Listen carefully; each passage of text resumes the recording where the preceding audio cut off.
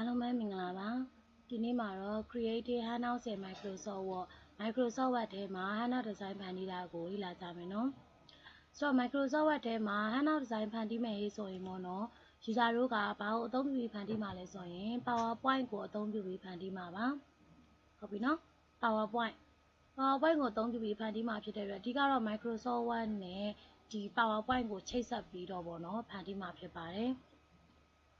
ဆိုတော့အရင်ဦးဆုံး user တို့ကဘာလုပ်ထားမလဲဆိုရင် PowerPoint ထဲမှာကိုအသုံးပြုမဲ့ပေါ့နော် file လေးကိုအသုံးပြုမဲ့ file ကိုပေါ့နော်ဖွင့်ထားပေးပါဒါလေးကတော့ user တို့ကိုပြသပေးမယ်ဒီ note ကလေးပေါ့နော် file ထဲကနေပြီးတော့ open the file chapter 2ဆိုတာဒါ PowerPoint ကိုပြောတာပါနော်ဆိုတော့အရင်ဦးဆုံးဒီမှာဆိုရင်ပြတဲ့အတိုင်းပဲ slide 5ချက်ရှိမယ်ဒါကအသုံးပြုမဲ့ file လေးပါအဲ့ဒီ slide 5ချက်နဲ့အတူ user တို့ကိုခုနကလို Microsoft Word ထဲမှာပါလုပ်မလဲဆိုရင် Handout ဖန်တီးမယ်ပေါ့နော်အပေါ်က tab တွေက File tab ပြီးရင်တော့အဲ့ဒီထဲမှာ ဘယ်ဘက်ချက်မှာ Export ကိုနှိပ်ပါPDF file မဟုတ်ဘူးနော်သူက Handout လုပ်မှာအဲ့တော့အလယ်မှာ Create Handout ဆိုတာလေးကိုရှာပေးပါ Create Handout ကိုတွဲရင်တစ်ချက်နှိပ်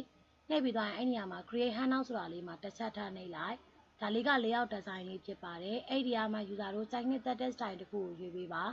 ဒုတိယ style လေးကိုတော့ရွေးလိုက်မယ်နော်နောက်ဆုံး style ကကြတော့လေ online style ဖြစ်တဲ့အတွက်ပေါ့နော်စာသားကြီးပဲဖြစ်တဲ့အတွက်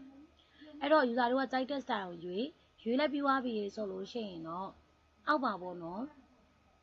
style နဲ့ကမှစိုက်တဲ့ style ကိုရွေးပြီးသွားပြီဆိုလို့ရှိရင်ဒီအောက်ခက်မှာဆိုလို့ရှိရင်သူက page နဲ့ page link နှစ်မျိုးရှိတယ်ဆိုတော့ page ကကြတော့ရိုးဒီ slide set တွေကို Microsoft Word ထဲမှာ copy paste ချတဲ့အခါမှာသုံးတာ page link ကကြတော့ဒီ PowerPoint မှာ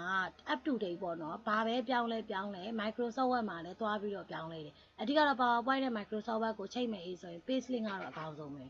အဲ့တော့ဒီနေရာမှာပေါ့နော်ကျမကတော့ page link ကိုရွေးလိုက်မယ်ပြီးရင်တော့ okay နဲ့ထွက်လိုက်ပါမယ်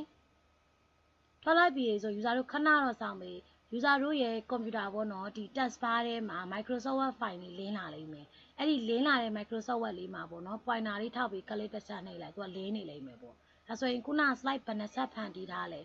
ဖန်တီးထားသလောက်ကိုတွေ့ရမယ်ဥပမာကိုက9ချက်ဆိုရင်9ချက်ကိုမြင်ရမယ်ခုနကိုရွေးလိုက်တဲ့ design အတိုင်းဒါကတော့ page layout design လေးနဲ့ထွက်လာတာပေါ့နော်ဘေးနားမှာ line လေးတွေနဲ့ပေါ့အဲ့တော့ user တို့ကဒီနေရာမှာကိုကြိုက်တဲ့ style လေးကိုရွေးပေါ့နော်အခုလက်ရှိရွေးလိုက်တဲ့ style နဲ့ရလာပြီဒါက Microsoft Word ထဲမှာပေါ်တာအဲ့တော့ PowerPoint ကိုပြန်သွားမယ် style လေးနည်းနည်းလေးပြင်ကြည့်မယ်နော်ဘာကြောင့်လဲဆိုရင် page link ဖြစ်တဲ့အတွက်လေဒီမှာ style ချိန်လိုက်မယ် user ဒီမှာသိရမှာကလေ PowerPoint မှာ style ချိန်လိုက်တိုင်းပြောင်းမသွားဘူးဆိုတာလေးသိရမယ်ကြိုက်တဲ့ style ကိုချိန်ပေါ့နော်ဒီမှာအောက်ဘက်က white color နဲ့စလုံးတွေကအဖြူရောင်မဲအောင်အဲ့လိုဖြစ်နေတဲ့အတွက်ကြောင့်မို့လို့ဒီတူနဲ့သက်ဆက်နဲ့တင်းလေးပဲပြောင်းလိုက်တော့မယ်နော်ခုမှဒီ style လေးပြင်လိုက်ပြီအဲ့တော့ style ပြင်ပြီးသွားရင်ဘာလုပ်ရမလဲ style ပြင်ုံနဲ့ပြောင်းလားဆိုရင်မပြောင်းဘူးနော် style ပြင်ုံနဲ့မပြောင်းပါဘူးဘာလုပ်ပေးရလဲဆိုအဲ့ဒီ file ကိုတင်ပေးပါ control s နဲ့နှိပ်လဲရတယ်ဒါမှမဟုတ်ရင်ဒီလိုမျိုးအပေါ်ကဒီ ribbon ပေါ်ကဘာတန်းတွေကပေါ့နော် quick access toolbar တွေက save button နှိပ်ပြီးတော့တင်လဲရပါတယ်တင်လိုက်ပြီဆိုတော့မှသူက Microsoft Word ထဲမှာသွားပြောင်းတာပေါ့နော်ဒီလိုပုံစံလေးပါဒါဆိုရင်ရမယ်လို့ထင်ပါတယ်ဒါက Microsoft Word နဲ့ PowerPoint ကိုချိတ်ဆက်တဲ့နည်းလမ်းလေးဖြစ်ပါတယ်အဓိကအဖြစ်တော့ Microsoft Word ထဲမှာကိုယ့်ရဲ့ PowerPoint design လေးတွေကို Handout ပုံစံလေးပေါ့နော်ဒီ print view ထဲမှာကြည့်လဲရပါတယ်ဒီလိုပုံစံလေးတွေ့ရပါလိမ့်မယ်ဒါကတော့ printer view ထဲမှာမြင်ရတဲ့ပုံစံလေးပေါ့နော်ပြန်ထွက်ချင်ရင်တော့ escape ပေါ့နော်9ချက်ဆိုရင်9ချက်စာပဲတွေ့ရပါပေါ့နော် user တို့ကတော့ဘယ်နှချက်ဖန်တီးလဲပေါ်မူတည်တာပေါ့အဲ့တော့ကိုကဘာပဲထပ်ရွေးတကယ်လို့ best style စာသား style ပဲပြင်ဒီ theme design ပဲပြင်ဒီ save လေးနှိပ်ပေးပါပေါ့နော်အဲ့တော့ save ကိုနှိပ်ဖို့မမေ့ပါနဲ့စာလေးရှင်းရအောင်နော်ဒီ Creative Handout ရဲ့ Microsoft Word ဆိုတဲ့ခေါင်းစဉ်လေးကိုအသုံးပြုမယ်ဆိုရင်အရင်ဦးဆုံး PowerPoint ထဲမှာအသုံးပြုမယ် file ကိုဖွင့်ပေးပါဒီခေါင်းစဉ်ကအဓိကတော့ PowerPoint နဲ့ Microsoft Word ကိုချိတ်ဆက်တာပေါ့နော် file tab ထဲကနေပြီး PowerPoint ထဲကနေ file tab export တွေက Create Handout ကိုရွေး Create Handout button မှာထပ်ပြီးနှိပ်လိုက်ပြီးဆိုရင် page layout option လေးကိုရွေးပေးပါကြိုက်တဲ့ option design ကိုရွေးလို့ရပါတယ်အဓိကတော့သိရမှာက page နဲ့ page link ရဲ့ကွာခြားချက်ပါ page ကတော့ရိုးရိုး copy paste ပုံစံကိုသွားတာပါ page link ဆိုရင်တော့ link ချိတ်လိုက်တာဖြစ်တဲ့အတွက်ကိုက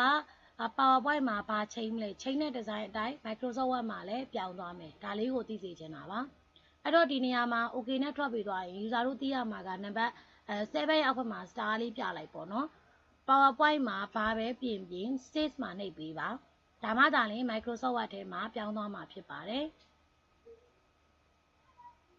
ဒါဆိုရင်တော့ဒါလေးရမယ်လို့ထင်ပါတယ်ဒီဟာလေးကတော့ Microsoft Word နဲ့ PowerPoint နဲ့ပေါ့နော်ချိတ်တဲ့နည်းလမ်းလေးပါပဲဒါဆိုရင်တော့ဒီမှာရလိုက်ပါမယ်เนาะအားလုံးကိုကျေးဇူးတင်ပါတယ်